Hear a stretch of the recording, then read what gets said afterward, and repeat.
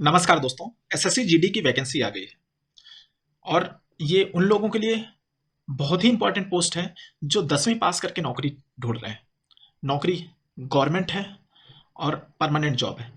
Army की तरीके से अग्निवीर जैसी वैकेंसी नहीं है। तो आप सब लोगों को इसको अप्लाई करना चाहिए और मेहनत करके इसमें लग जाना चाहिए। खासकर ग्रामीण क्षेत्र के बच्चे जिनको लगता है कि उनकी पढ़ाई बहुत अच्छी नहीं है, तो उनके लिए तो सबसे बेस्ट कैरियर है कि 10वीं पास के बाद आपको एक सरकारी नौकरी, परमानेंट जॉब मिल रही। तो आइए इसको डिटेल में देखते हैं। अब वैकेंसीज कम कर दी गई हैं। इसकी वजह मुझे एक ही लगती है कि जो 3 साल का एज रिलैक्सेशन ये दे रहे हैं कोविड की वजह से, वो कम लोगों को देना चाहते हैं ताकि बाद में जब वैकेंसी निकालें तो 18 से 23 एज कर दे।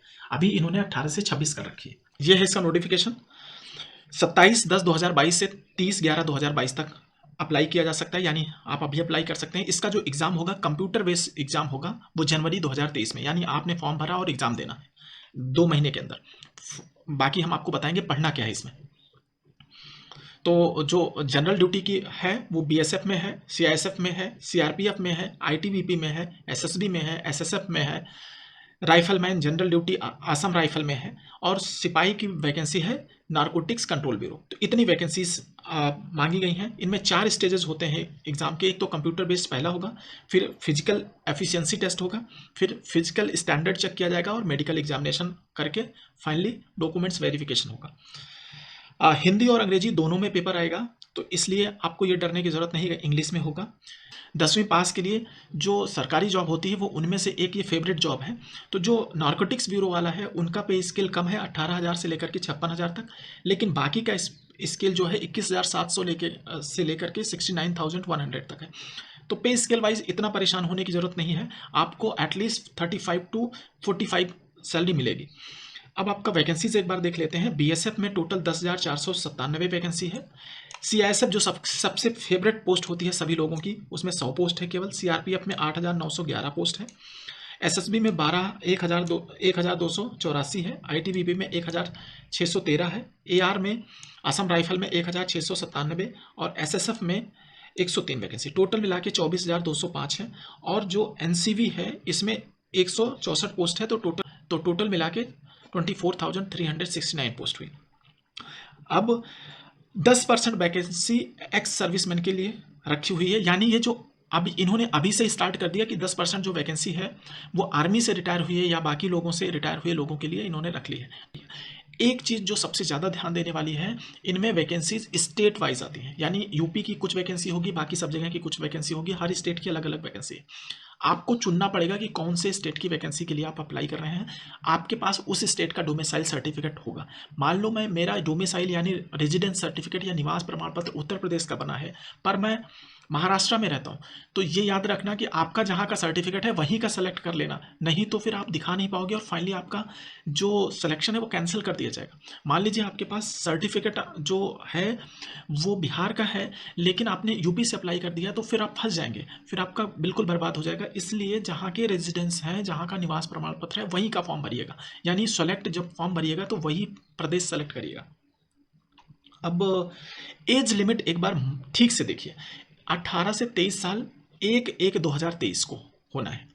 ये नॉर्मल कोर्स में होता है, 18 से 23 रहता है नॉर्मल कोर्स में। लेकिन 3 साल का कोरोना की वजह से आपको एक्सटेंशन दिया गया है। इसका मतलब हो गया 18 से 26 साल तक आपके लोग अप्लाई कर सकते हैं 1/1/2023 को। ये सबको दिया गया। फिर से सुन लीजिए, 18 से 26 1/1/2023 को। इसका मतलब हुआ कि आप 2/1/2000 जो लिखा हुआ है ये 3 साल पीछे कर लो, 1997 से लेकर के 1/1/2005 तक अप्लाई कर सकते हैं। अब इसमें इसके बाद कैटेगरीज को छूट मिलेगी। ओबीसी को इसके बाद 3 साल, इसका मतलब ओबीसी वाला 26/3/29 साल तक अप्लाई कर सकता है। एससी वाला 5 साल की छूट मिलेगी और एक्स सर्विसमैन को 3 साल प्लस जितने साल की सर्विस की हुई है वो छूट मिलेगी। बाकी छूट आप नीचे देख लेना। हाँ, एजुकेशनल क्वालिफिकेशन 1/1/2023 को है। तो इसका मतलब हुआ कि जो लोग इस समय 10th पास कर चुके हैं केवल वही दे पाएंगे। जो इस समय 10th में है वो नहीं दे पाएंगे, क्योंकि जो 10th में है उनका रिजल्ट आएगा जून में, जुलाई में, तो वो नहीं अप्लीकेबल हो पाएगा। एनसीसी सर्टिफिकेट को जो इंसेंटिव मिलता है, एनसीसी सी सर्टिफिकेट को 5%, बी को 3%, ए को 2% का। फॉर्म फीस 100 रुपये है। हाँ, स्कीम ऑफ एग्जाम देख लीजिए। तो एक तो ये कंप्यूटर बेस्ड टेस्ट होगा, 80 क्वेश्चन आएंगे, एक क्वेश्चन 2 मार्क का होगा। पहला तो क्लियर हो गया।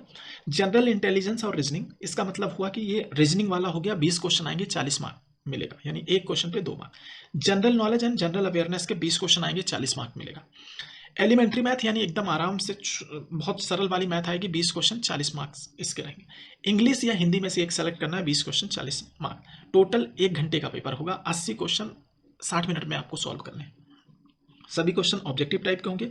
1/4 निगेटिव मार्किंग है, मतलब एक क्वेश्चन गलत करने पे 0.5 मार्क कटेंगे।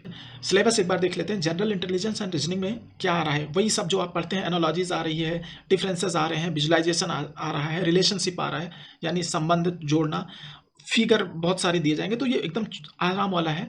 जनरल नॉलेज में आपको पता है नेबरिंग कंट्रीज का ज्योग्राफी, हिस्ट्री, कल्चर, इन सबसे सरल सवाल आते हैं। साइंस, मैथ में आप देख लीजिए कि आपका नंबर सिस्टम आएगा, उसके बाद में रेशियो आएगा, एवरेज आएगा, इंटरेस्ट आएगा, प्रॉफिट लॉस आएगा, डिस्काउंट आएगा, मेंसुरेशन आएगा, टाइम एंड डिस्टेंस आएगा, तो एकदम सरल वाला। बाकी हिंदी अंग्रेजी में कुछ पोर्शन आएंगे। फिजिकल एफिशिएंसी टेस्ट और फिजिकल स्टैंडर्ड टेस्ट एक बार ये समझ लेते हैं। तो फिजिकल एफिशिएंसी जो टेस्ट होगा उसमें 5 किलोमीटर, लड़कों को 5 किलोमीटर 24 मिनट में पूरा करना है। उसके बाद में 1.6 किलोमीटर 6.5 मिनट में पूरा करना है, यानी 5 किलोमीटर 24 मिनट में और 1.6 किलोमीटर 6 मिनट 6.5 मिनट में। लड़कियों के लिए 1.6 किलोमीटर 8.5 मिनट में और 800 मीटर 4 मिनट में। अब फिजिकल स्टैंडर्ड क्या होना चाहिए वो देख लेते हैं।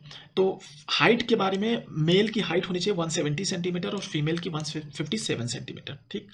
अभी एज में, हाइट में एक बार ये देख लीजिए कि शेड्यूल्ड कास्ट को हाइट में 162.5 मेल के लिए और 150 फीमेल के लिए। अभी नॉर्थ ईस्टर्न के लिए 157 और वो, तो आप अपना हाइट का यहाँ से क्राइटेरिया देख लीजिएगा, क्योंकि ऐसा ना हो कि आप ये देख करके फॉर्म ना भरें, आप इसको भरिएगा। ये देख लीजिएगा, मेल कैंडिडेट चेस्ट मेजरमेंट के लिए अनएक्सपांडेड के लिए 80 सेंटीमीटर और 5 सेंटीमीटर फुलाने के लिए, उसमें फिर शेड्यूल्ड कास्ट को 76 और 5 सेंटीमीटर। तो आप अपना वाला फिर से देख लेना। इसमें वेट प्रोपोर्शनेट टू हाइट होना चाहिए as per medical examination. Form भरते ही आपको पीरियडिटी देना होगा, तो आप इनमें से देख करके हर एक को पीरियडिटी नंबर देना, यानी एक को केवल सेलेक्ट करके नहीं छोड़ देना है, आपको हर एक को सेलेक्ट करना है। जैसे CISF लोग फर्स्ट नंबर पे डालते हैं, तो BSF आपको 4th नंबर पे डालना है, तो सबको सेलेक्ट करना है, या जिस भी नंबर पे जिसको डालना चाहते हैं आप उस हिसाब से डालिएगा, लेकिन सेलेक्ट सारे को करिएगा। एक बार फॉर्म भरना थोड़ा सा बता दे रहे हैं। यहाँ पे आपको कंफर्म करना है कि आप डोमिसाइल कहाँ के हैं, और ये बहुत इंपॉर्टेंट है। ये याद रखिएगा कि आप कहाँ के हैं, ये बहुत इंपॉर्टेंट है। आपके पास जहाँ का सर्टिफिकेट होगा वहाँ का भरिएगा। बाकी प्रेफरेंस ऑफ सिलेक्शन जो यहाँ देना है वो आपको देना है। तो आप किसको कौन सा प्रेफरेंस दे रहे हैं, नंबर वाइज डाल दीजिएगा। नंबर यहाँ से डालते जाना है कि पहले नंबर पे किसको दे रहे हैं, दूसरे को किसको दे रहे हैं, तीसरे को किसको दे रहे हैं। फॉर्म भरते समय ये सावधानी आपको रखनी है। फोटो देख लीजिए, इसी तरीके से फोटो होने चाहिए, बाकी इस तरीके की फोटो रिजेक्ट कर दी जाएगी, आप वो देख लेना। थैंक यू दोस्तों।